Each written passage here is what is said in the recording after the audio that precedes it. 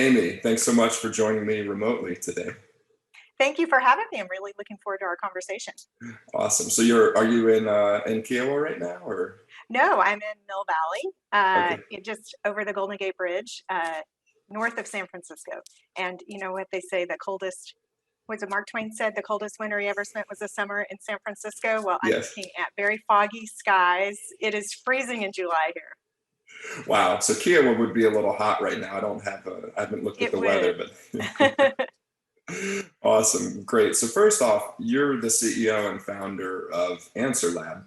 Can you tell the listeners what AnswerLab is? Yes, we're a user experience research firm. So we basically work with brands who invest a great deal in digital to help them bring a human-centered design process to every product and feature that they launch. Um, so you can think about helping them figure out what do we need to build, what features need to be in this product, to now we've got some, prototype designs. How do we iteratively test that to make sure that what we launch is going to meet users' needs? And then evaluating that experience once it's live over time with benchmarking and comparing it to competitors. So we have a suite of research methodologies that we basically bring to each of our clients to help them always have that human-centered view in everything they're designing. That's awesome. So I've got a couple thoughts here. I'm admittedly an engineer who found user experience religion in the last 10 years. I think a lot of people did. I think once the iPhone came out and people started to have an expectation of what a really good user experience is, I think that captured people's imagination. Now you're seeing it pushing into industries where maybe nobody ever thought about what a user experience was like. But you started AnswerLab a long time ago, probably before there was so much interest in user experience. First of all, am I right? Was there another tipping point where user experience became so much more important than the iPhone? No, I would pretty much agree with you. Back when I started the company, the user experience wasn't even a common term, honestly. There was a lot of customer experience management type language, usability, human factors, and most of the work that we do kind of came out of this field of human factors and usability, that was focused more on more highly complex products, like what's the inside of an airplane, how's that working, and can people figure that out? Um, and so then as we had more digital products become pervasive, it was really clear we could apply those tools, those types of research methodologies to this emerging product area. And when we started AnswerLab, it was just websites, right? Like that's all we were doing was benchmarking automotive manufacturer websites in the beginning and comparing them to their competitors. They were so used to using JD Power as comparison points. They always wanted to know, well, then how's our car configurator doing next to our competitor's car configurator, and are we converting people online? And things really shifted, I think, like you said, as we got into mobile devices, because it really reimagined user experience for everyone. And our company just continued to grow through that. I mean, we've had so many different types of products in the world, from websites to mobile apps to iPad apps to AR, VR. I mean, it's just that our imagination can really run wild of where all it can go. And the complexity of the research just continues to increase every year because of how these new products are and how we engage with them and how you research in them. Yeah, it's fascinating to me. And then you get into a whole series. I mean, you touched on AR and VR, but then you get into voice activated assistants that can do things that really were almost impossible just a decade or two ago. It's really mind-boggling how much user experience has changed over the past 10 or 15 years. I want to go back to something you said, because I think it's very important. You mentioned a lot of times you're helping the client understand what they should build. And as somebody who builds code and builds applications, I think too often we build things that we think we should build, but that we don't. How does a firm like yours help an engineer-minded person like me to say, not what do I think my users want, but what I actually should be building? Well, our field uses a lot of storytelling. So we share examples of stories where a client may have launched a product that had little input from users that would be engaging with it and the outcome of that product. And then we share stories of ones that did have a human-centered design process with them. And I think a lot about someone who used to work at AnswerLab and works in a big tech company now, and she has to work with engineers a great deal. And one of her biggest challenges is giving them the kind of data that they need to be convinced. And what I've learned through a lot of our work is that this type of convincing of needing human-centered design process, it's not a one conversation, it's not one story, it's almost a journey that you have to take a person on, starting with using the data points that will help that person hear the message and then take them along. So I think about that story that she for her, and she started with using videos, and she had videos of people engaging with the product and completely failing at the most basic tasks. And you can't deny the video, right? The video is really, really helpful. So she shared the video, but then of course the mind of the engineer was, well, maybe this is only 2 people. How do I know the scale of this, right? So then she did quite a bit of behavioral analytics to see, well, where's drop off happening? Is this potentially bigger? And she was able to quantify the size of the problem. And then that took the engineering team to a place of concern and a little bit of finger pointing and backpedaling and okay, now we got to figure this out. And at that point, people need then a vision of what could be, right? And so she started building out storyboards for what the user experience could be based on the kinds of things they've been hearing from users. And then that got the energy of that engineering team all aligned toward a future vision that would prevent these types of user experience areas happening at scale. And so I think stories, but an iterative process of conversations are what it really takes to convince others that this type of human-centered design process is important in organizations. So I'm nodding my head and laughing as you tell this story, because I had a similar experience in the early 2000s. I was with an engineering lead at a consulting company that I was working for, and we went into a Best Buy to buy a router or whatever, maybe a CD back then. And he was so excited because his team had just deployed this new point of sale system that was custom built for Best Buy, and he wanted to show it off to all of us. We weren't on that specific team that had built it. And as the clerk was checking us out, the guy that I worked with started complaining and saying, no, you're doing it the wrong way. You're supposed to do it with this combination of keystrokes, and then you can do this. And he was so mad, and he was venting to us, I can't believe they haven't trained them the right way on using the software. And I'm like, no, like they're using it the way that they're going to use it. Did you ever talk to them beforehand and try to figure it out? And I think there is an engineering mindset that says this is the way it has to be done, not step back and look at the big picture of, at the end of the day, there's a person who is spending 8 hours every day working on this thing with a set of tasks that they have to get done. They're the ones who are going to dictate who should be dictating how they use it, not you as the engineer. 100%. One of the classic example of this for me, and I'll use this example because they are a vendor that I use and not a client. So we have used, we don't use it as much today, Bank of America's Cash Pro.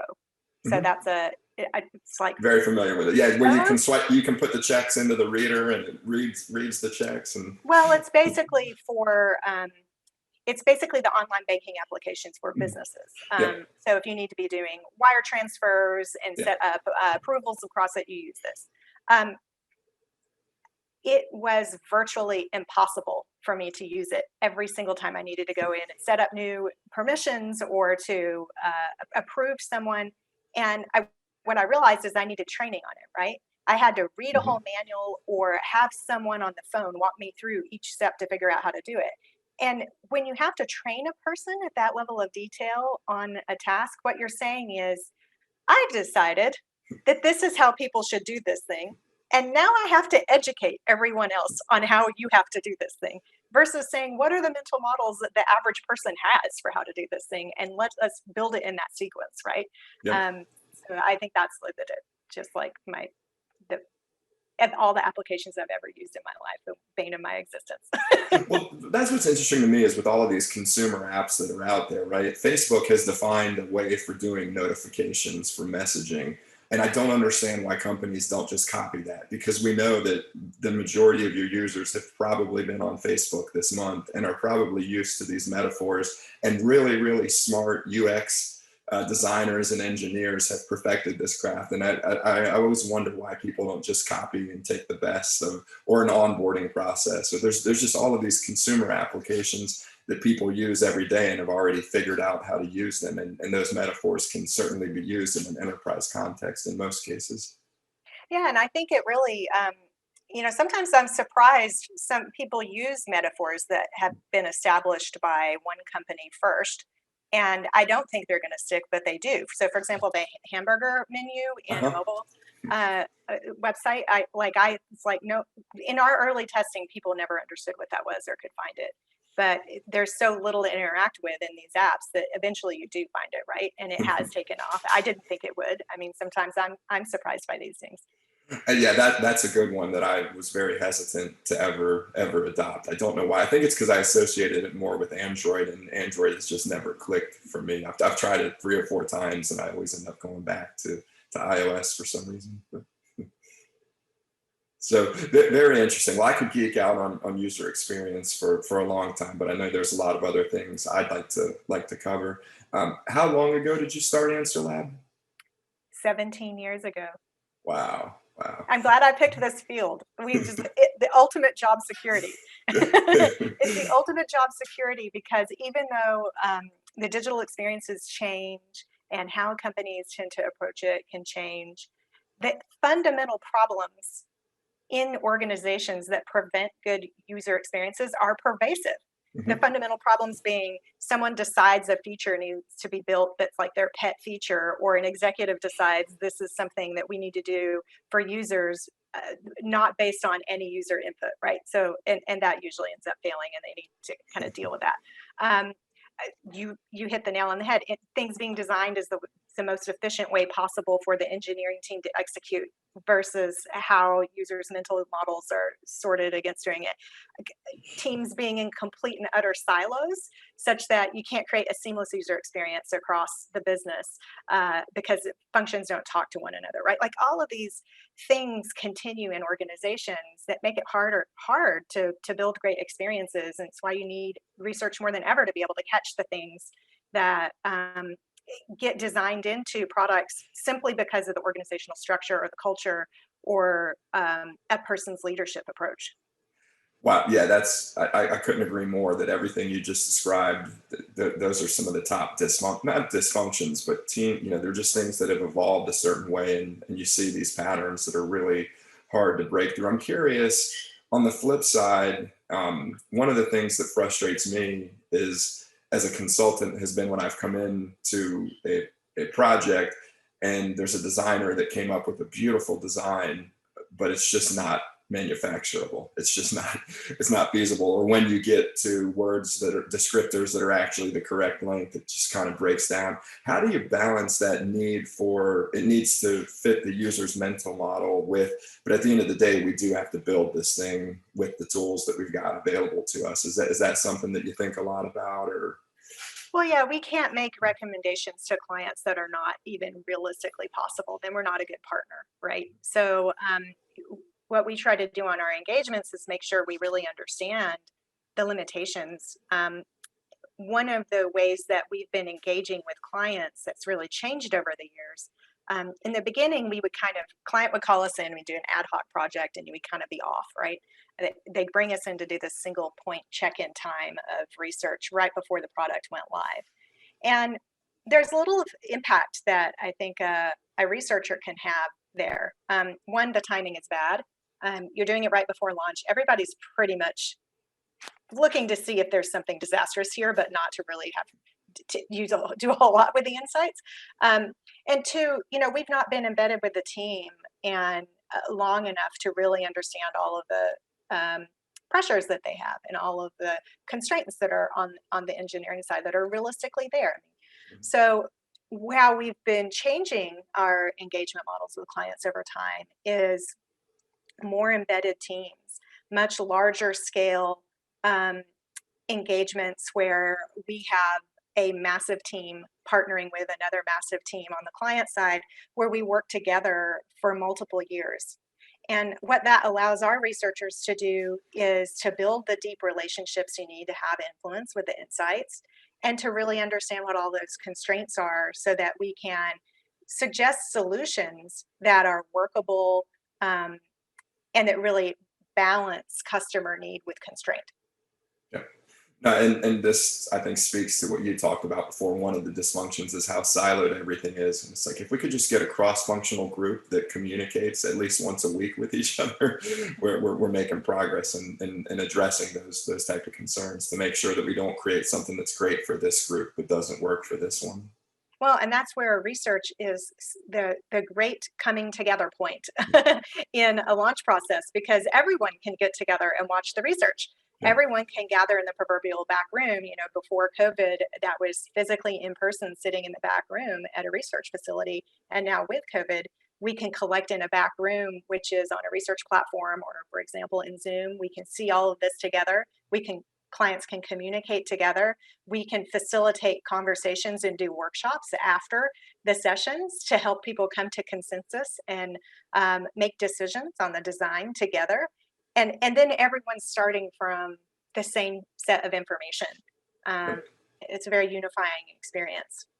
Yeah, it absolutely is. And again, I'm an engineer who has found user experience religion, and I think these cross-functional workshops and then long-term cross-functional team arrangements, and thinking about the design first and the human aspect that's using the application. I can't stress enough how much more successful these efforts are when you take that mindset, as opposed to, let's put a big schedule together of what everybody wants. Let's not question any features. Let's just go build it, and then let's go do some user testing. I think researching it up front is hugely powerful. Agreed. So you started this 17 years ago.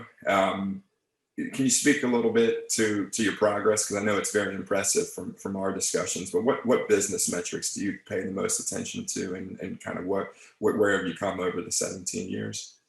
Well, so our mission is to help create experiences people love. And that's a broad mission because we think about it not only in terms of helping our clients build experiences that people love with their digital products, but how do we build experiences that our employees love? How do we build experiences that our clients love? And how do we stand for something in the world as a force for good that's creating more experiences that humans love altogether? So then we think about, well, what's a way to measure our impact? And one way is growth, just flat out growth.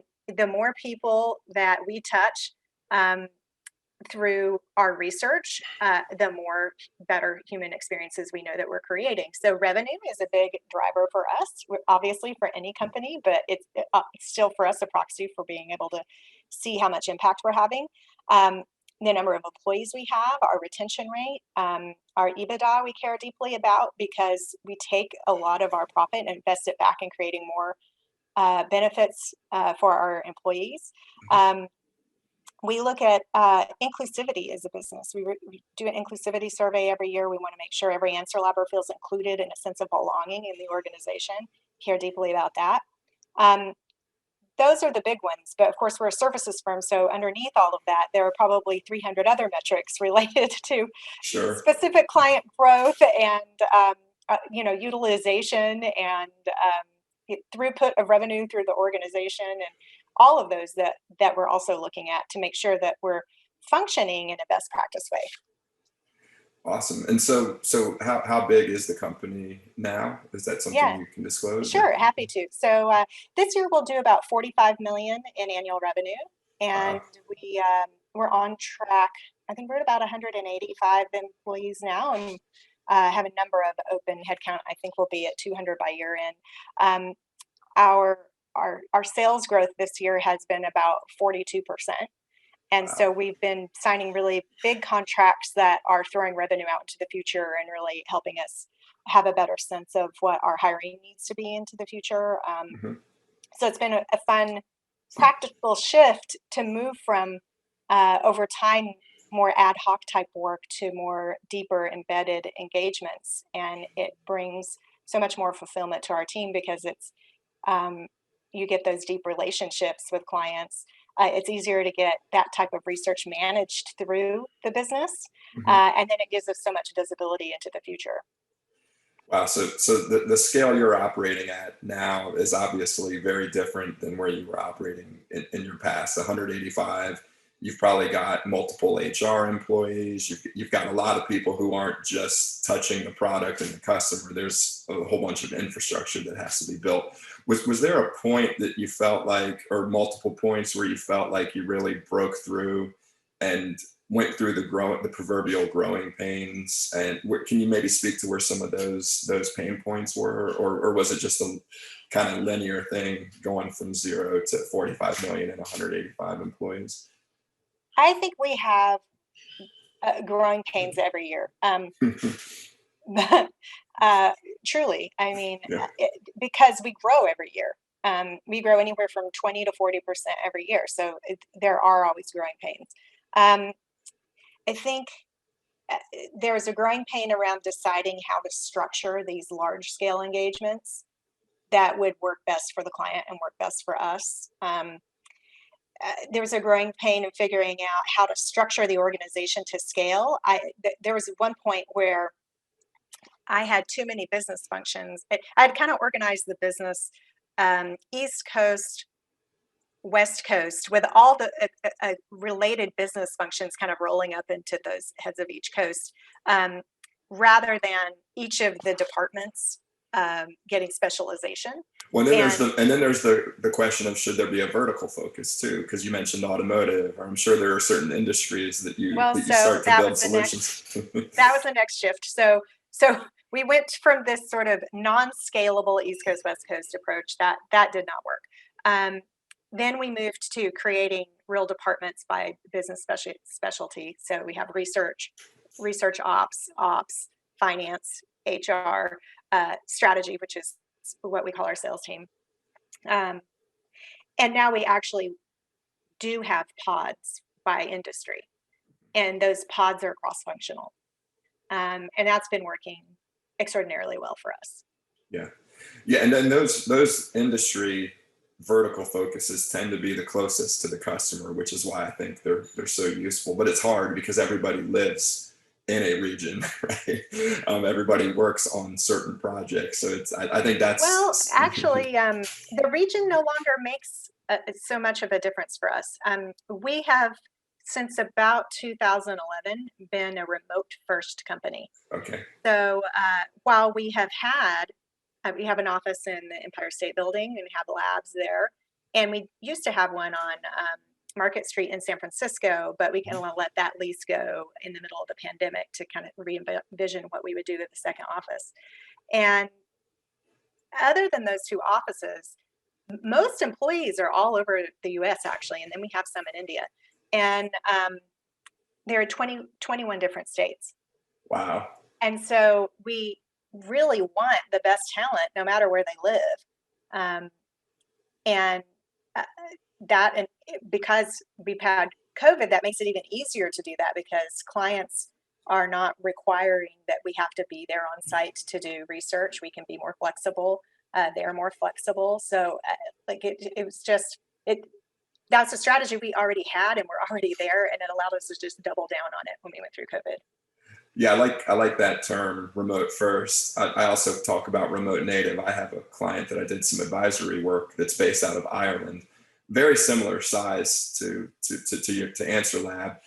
They're right in that 150 to 200 person range, and they operate in 22 different countries because they're in Europe and a little bit in Asia and a little bit of presence here in the United States. And I like to raise them up as an example because the Zoom call or the Slack session starts before the in-person meeting. So like you, they've got an office in Ireland, they have an office in France, they might have an office in Austria or Czechoslovakia. but the meetings don't start until Zoom and Slack are going. And I think I've seen, with my last firm Level, we started out with a big office in Charlotte. We had probably 30 people in New York, 20 people on Market Street in San Francisco. And we always started the meeting in person, and then we'd be like, oh, wait, we've got people calling in from New York or calling in from and we were a relatively nimble company, but we certainly weren't remote native because we had these big offices with lots of people. And it is easy to fall back on your habits of, okay, I can see this person and touch this person, and you kind of lose sight of the remote people. But I think remote native companies, there's a lot of power. And I think you hit the nail on the head. Now you don't think about what office somebody's working in. You think about, are they the right person for this job? Do they fit the other needs that we have of our employees? And I think a lot of companies, because of COVID, are starting to realize that. 100%. And I really don't like, I use the term, I don't like the term remote. I think it conveys that you are somehow detached from a mothership that's somewhere. And that is not the reality of our business, particularly as a remote first culture.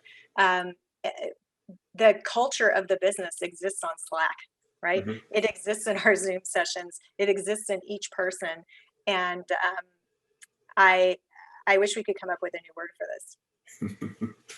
Maybe digital. It's already overused. Maybe we can add one more. We're a digital workforce. Yeah, exactly. So talk to me about what you were doing before you started AnswerLab. I always find the origin stories fascinating, because usually there's something along the way, or a series of things along the way, that convince somebody, okay, I need to go out and do this on my own. I'd love to hear your origin story.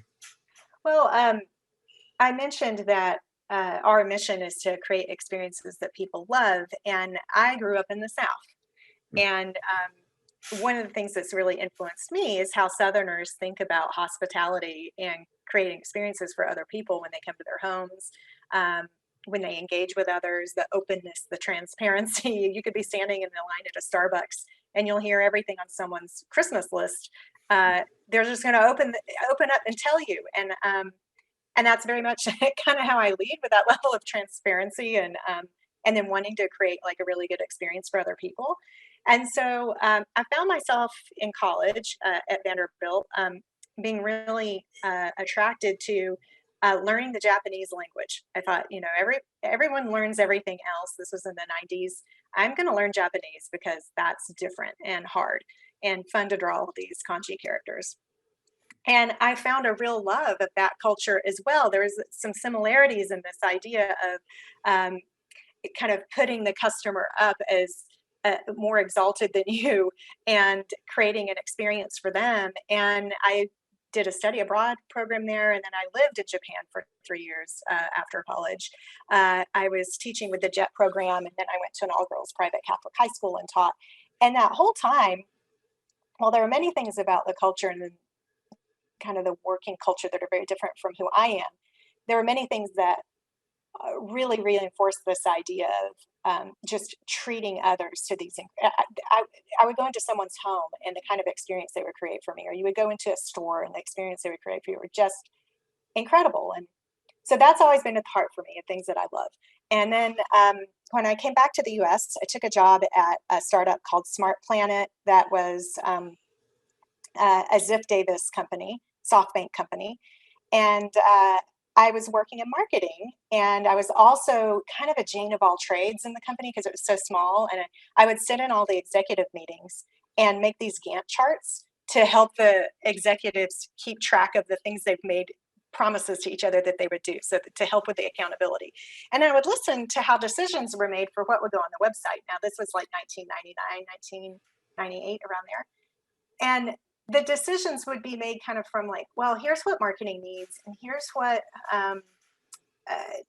biz dev needs, and here's what content needs, and here's what engineering needs.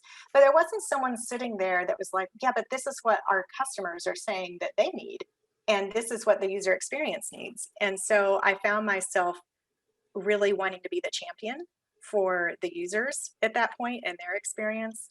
So I started working with a startup called Vividence that allowed us to run a study on the site with 200 people and find out what their 200 people's experience was. We got brand metrics, we got user experience metrics, and I fell in love with the data. Now, was this late 90s or?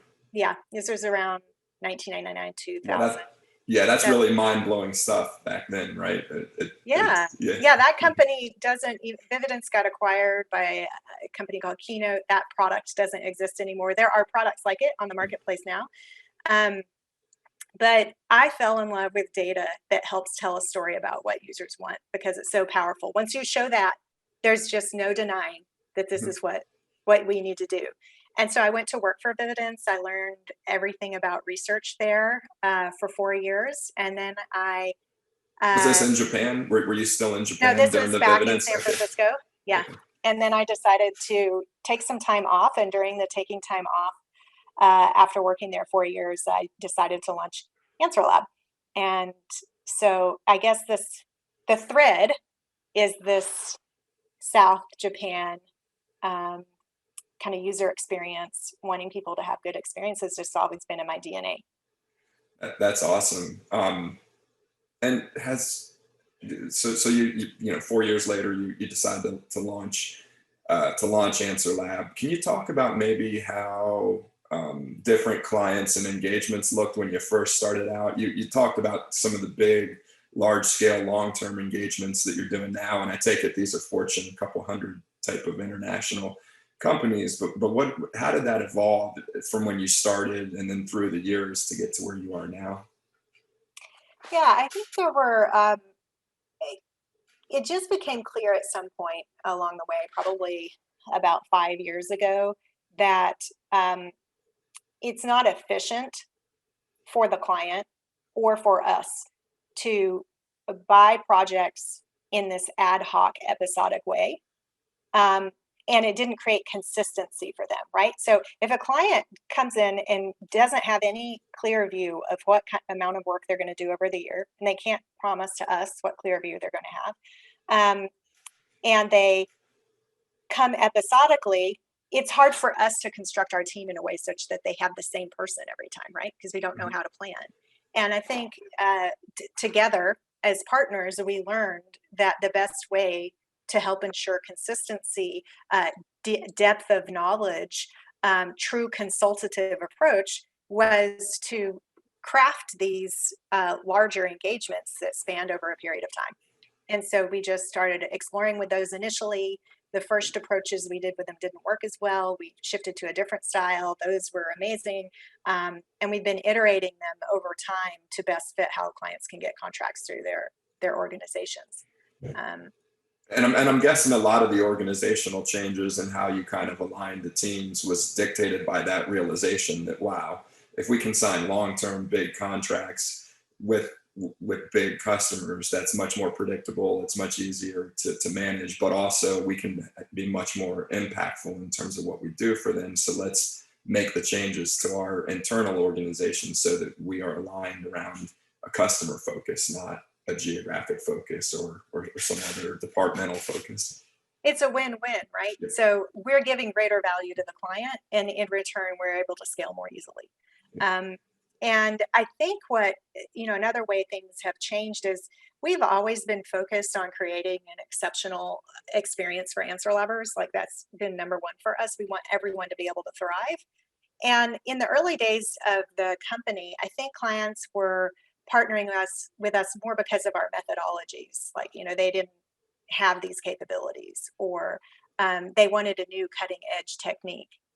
And in this field, you have to pivot and grow and build new techniques all the time. So that's just kind of a given.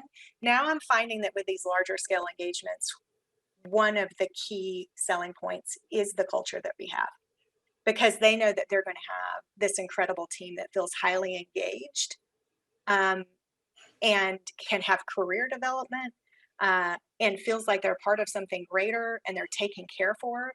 And if you're partnering with a company and will have 20 individuals engaged with your teams, you want them to feel really supported, cared for, thriving, growing. You don't want to partner with a company that treats their team members as expendable.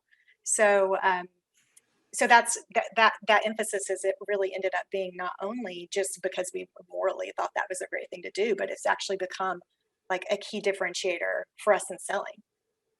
Yeah, I agree. I think culture is the only long run sustainable competitive advantage that any company can ever create. And I think so many companies don't necessarily appreciate that, but I think when they partner with a company like yours that has a good culture, they realize it's something special because you can really differentiate yourself if people are bought into the mission and happy about what they're doing and love what they're doing and feel empowered to actually improve things. That's great. So I want to shift gears a bit because I could easily go down a rabbit hole on user experience, or especially on service businesses and kind of how you organize the company. But there's a lot of other things that I would like to cover here. First of all, I believe you told me that you ran a marathon at one point. Is that correct? Yes, it's not my claim to fame, but I think the person who introduced us casually mentioned that, so it came up. Yes, so the year that I decided to launch AnswerLab was the year that I also ran a marathon. Wow. I ran one in 2006 and I've checked that box and we'll never do it again. Do you think it's something you'll do again or think about again? Or No, but I learned a valuable lesson while I was doing it. So so I did this with Teen in Training with the Leukemia and Lymphoma Society, and so that it was such a great organization because you raise money for Mhm. them, but they give you a suite of people to just help you figure out how to even train, and then you've got a collection of teammates that you're also running with, so you're not in it alone, which is definitely what I need. If I'm not meeting someone, I'm not going to show up for the exercise, and so. We would have these trainings where you do these incrementally larger runs, and they would all be on like Thursdays and Sundays. And we had this uh, uh, training we would do, this one run in San Mateo on Thursdays. And there was this one guy who just so fast, he would blow past everybody every time. And I always just felt like, oh man, I'm just so sluggish and slow and like incompetent at this. Look at this guy just powering through. And we got to the day of the marathon, and this was the first Nike 26-2 marathon in San Francisco, and it started up a hill in front of the Cliff House. So you start. It was like so insulting. It just Yeah. started on a hill, like so rude. But this guy just blew past me, right? Immediately on the hill, and I never saw him again until the end of the race. Now, the way I was running this race was the run walk method. So, I would run for 5 minutes, walk for two, run for five, walk for two. And, there are a lot of thoughts about, well, did you really do a marathon if you didn't run the whole way? But I was like, I just want to finish it. So I got to the end where this guy had ran the whole way. We were in the final stretch, and he had completely run himself out of steam Okay. and was barely making it through the final stages. And I ended up passing him with this run walk method. And it's really struck me kind of as I think at one point you're asking me kind of what have I learned from this experience, and it struck me as really a metaphor for how I've been growing AnswerLab, to be honest with you. We're a bootstrapped company. Mhm. Um, so I've not brought in outside investment. I've grown it slowly and steadily, 20 to 40% each year. But I sit here with this business in Silicon Valley, Yeah. where all of the businesses around me take on VC money, and many of them blow through all the money and peter out. They may scale up so fast they destroy their cultures. They may end up making some really terrible strategic moves. They may not end up building things that are the best interests of all the stakeholders. And so here we are, going slower and steadier, and I think winning this way. Yeah, no, that's great that your 5 and 2 method outdid. It's almost the tortoise and the hare kind of story. Yeah, That's awesome. exactly. Slow and steady wins the race. Yeah, exactly. Well, and it's funny because so I'm based in Charlotte, North Carolina, and we're pretty active investors in the local community. And it's funny because a lot of businesses here have this romantic notion of VC money and West Coast, and oh, we need to go scale and hyperscale. And it has worked out for a couple of companies. It's worked out very, very well.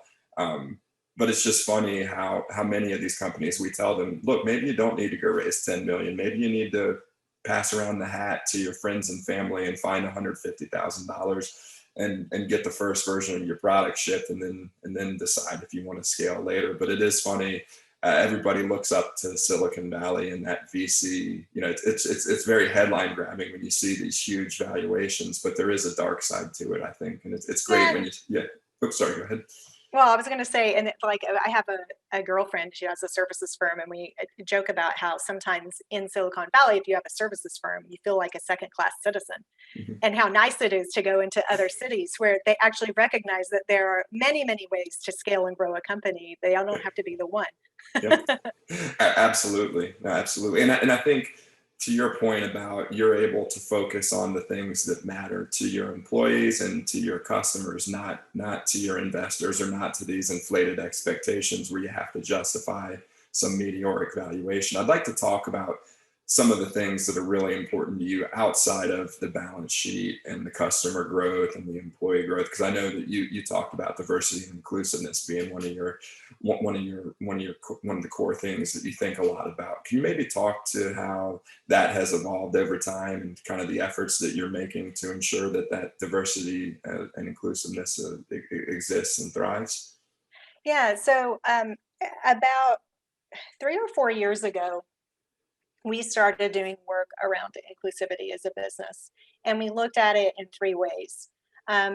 One was, how do we ensure we're creating an inclusive company? Two was, how do we help ensure that our research methods and the way we do research is inclusive?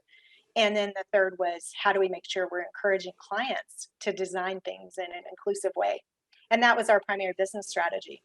So we built a number of task forces within the company to do specific projects that were generated from the team. The team said, hey, I think we need to redesign how we ask questions in our screener surveys. Gender is no longer binary. Why are we asking it in a binary way? And why are we asking a recruiter to guess someone's gender based on their voice? This is just not accurate or inclusive at all. So we kind of reevaluated everything in how we did our own research. We did a number of inclusive activities at our own summit, brought in a third-party firm called Ready Set to coach and train all of us to make sure we're treating each other in an inclusive way. And I was so glad that we did that work so early, because it gave us such a great foundation for last year, so that we were building on something we'd already been investing in versus feeling like we were starting from scratch in responding.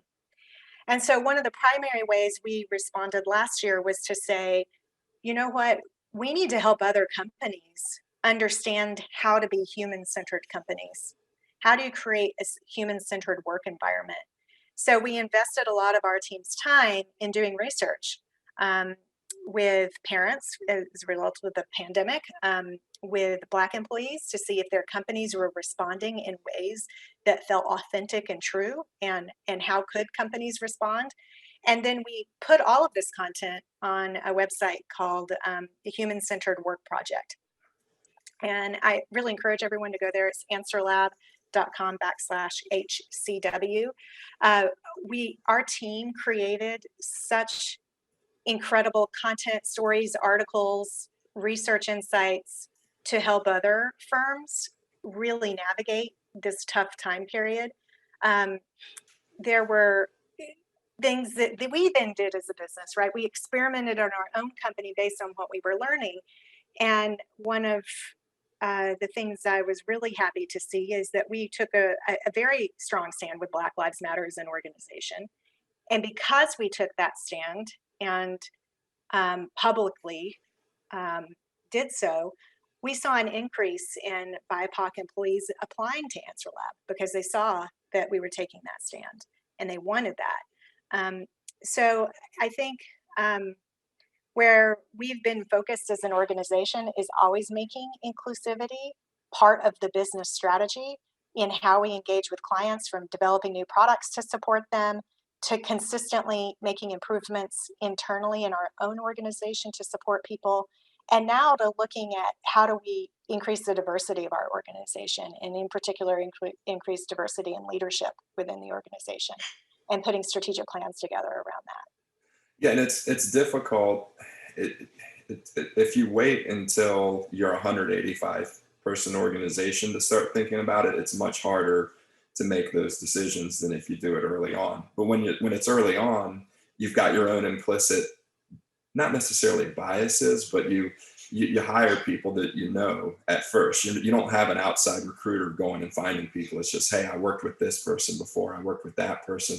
And for us, we woke up one day when we were about 40 people at level, and you look on the website and it was 8 white males wearing suits, in all of the leadership positions. And thankfully for us, we had a friends and family investor who he pulled me to the side and he said, John, you're going to have a very big problem on your hands, because you're starting to sell to the Verizons and the AT&Ts and the and the McDonald's of the world. And he's like, you're going to encounter a senior vice president somewhere, or you're going to encounter a buyer who's going to look at this website and say, is this what you are? Is this where is the diversity? Where is the inclusiveness? And we hired a consultant to come in and train us. And one of the first things he said was, oh, you're frustrated because you can't find any Black college employees. Where are you recruiting? And we said, well, Duke, North Carolina, Chapel Hill, UVA, Virginia Tech, Vanderbilt. Oh, and you're not finding Black candidates? And it was very eye-opening that, hey, you've got to actively go to places that might not be naturally where you think to go. And the same thing applies with sexual orientation, with gender. We have natural, again, I don't want to call them biases, but we naturally have people that we work with on a day-to-day basis. And if you don't make a conscious effort, you can imagine if you were at the size that you are now and trying to turn the ship around, it would be a much more difficult thing than the fact that you had invested earlier in the business. Well, and we still struggle with this even now because we're growing quickly. And in your neck of the woods, there's an incredible professor named Dr. Tima Okun. She's at Duke, and she's written a number of pieces that help define what a white dominant work environment looks like. What are the characteristics of a white dominant work environment? And how do those characteristics make it harder to attract and retain a diverse talent set? So I found that extraordinarily instructive. We've taken her set of 12 different attributes and written the opposites of them and said, we want to start to cultivate the opposite of these things. For example, moving fast, sense of urgency. That's one of the key barriers to being able to scale with a diverse set of employees, right? Because you're hiring so fast, like you said before, you just go to the people that you know, and versus really taking the time to cultivate a talent pool that will be diverse and allow the company to flourish, right? Another is perfectionism. When we have these standards of perfectionism, we don't allow for all different types of experiences or approaches. Another one that I really resonates with me is right to comfort.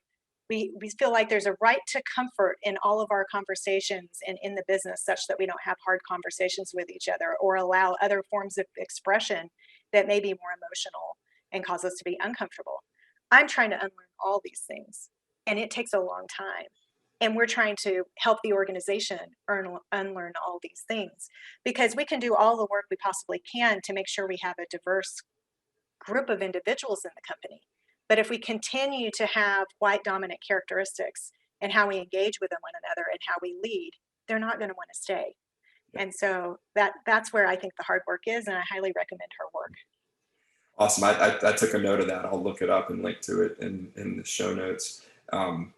So I wanted to ask you about, are there challenges, I'm sure there are, that you face along the way as a female founder? Oh, sure. Definitely. Things where I've gotten in my own way, but also things that just are infuriating. Those on the podcast can't see me, but I'm kind of a short blonde lady. And I've found at different times in my career that I think, frankly, because of how I look or my age, I haven't been taken seriously. So there were some early days in the business where, not today, we have an amazing function here now, but where I had individuals helping us in finance, um, who were older men who would not take me seriously when there was an issue that I would flag. I remember very specifically leveraging an outside firm to help us at one point, and I thought that the way revenue was being recognized was incorrect. And the person did the proverbial patting of me on the head and not taking me seriously that there was an issue here, right? Um, Early in the days, I hired an outside attorney to help me draft a legal document that had a lot of ramifications for me if I didn't get it right. And at one point, he had given me a draft that was completely out of line with what we had discussed and actually put me in a really bad position. And when I pointed it out, he said, "Oh, don't get your panties in a wad." Oh, wow. And I Of was just all so the things you could shocked. say. Yeah. I know, like, here you are, you made the mistake, you didn't listen to me, and now I'm the one being irrational for some reason. And I remember being so stunned when that happened, and then going back afterwards and think, what are all the things I could have said? I could have said, well, don't get your boxers in a bunch. Well, but it's hard, I imagine, as a woman to come back and say something against that, because there just is such a double standard, and it's if a woman says the exact same thing that a man is saying, it may be taken as leadership in a man, but she's just being a bitch because she's a woman, and we see it all the time, right? It's a very difficult line to walk, I imagine. It's it takes a lot of energy to manage being lovely while being a leader. Yes, I struggle with that one. I have a friend who I used to work with, and he was managing through a very difficult situation with his team, and he smiled the whole time and was really nice. And I was like, "How'd you manage that, Brian?" He goes, "Oh, well, I just learned you catch a lot more flies with honey than with I don't remember what the word, lemons or whatever, but it was I guess sometimes you do have to be sweet while you're like going through the process." And again, it's got to be all that much more frustrating, because it's like you're if I were just a man or look different than I do right now, we'd be having a completely different conversation. I just can't imagine even having to consider that as part of the equation of trying to get somebody to do something. It's already hard enough to get obstinate older men and entrenched in organizations to do the right thing, but to have that has got to be very infuriating. Yeah, it's not an easy job, and in particular, um, eh, to recognize how women are conditioned to be by society, and that conditioning to being exact opposite from the leadership skills you need in to be a CEO. So you got to look at each one of those things and break them down. So, do you have advice for younger women out there who are thinking about going out on their own? Do you find yourself routinely mentoring these younger women, or giving out advice? And are there things that you commonly say to them? Well, I really try to understand what a person's own, um, we all get in our own way. And so I often really try to unlock for each person what it is that's getting in their own way, right? But I would say my advice is to go out on your own, because we need more women leaders in this world. We need the perspectives that women bring around shared power, um, around doing good in the world, around um, not either or thinking, um, uh, around making the world a better place. We need this. Um, so I'd say do go out on your own, and then recognize when you hit those stumbling blocks, what are the things that are just being conditioned into you that we can condition out so that you can own your own power and have impact. I think that's great advice for sure. Well, look, Amy, this has been great. I know you're a busy person, so I really appreciate you carving out some time for my audience and for me. And congratulations on all of the success. It's really wonderful to see.